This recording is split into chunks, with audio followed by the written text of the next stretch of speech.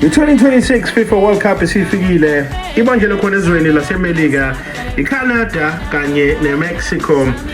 Izwe laseNingizimu Afrika selihambile laze lafinyelela emdlalweni wamanqamu lapho khona mthandi wezebhola engixoxele khona ukuthi sezishane zaze zabukana.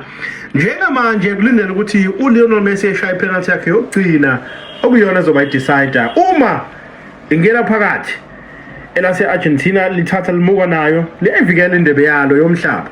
Uma ebamba Ronwen Williams, lokho kuyobe kukutshela ukuthi iNingizimu Afrika isiwine i-World Cup kokuqala nqa emlandweni.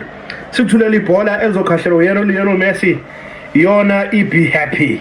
Uzokhumbula ukuthi ngayo 2020 FIFA World Cup sasinebhola elibizwa ngokuthi Jabulani, njengamanje sikuthulela leli lakanokusho kuthiwa i-Be Happy.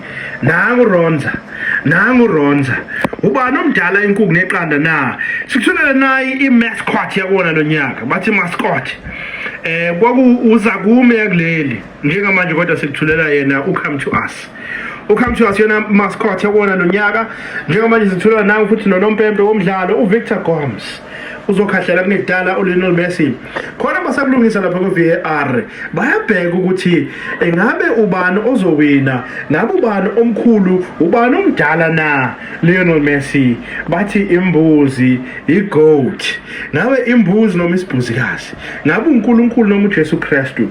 Bathi uqale waliqeda ibhola lezinyawo ukuba kokweze enkolo ngabe uJesu Kristu uqobo.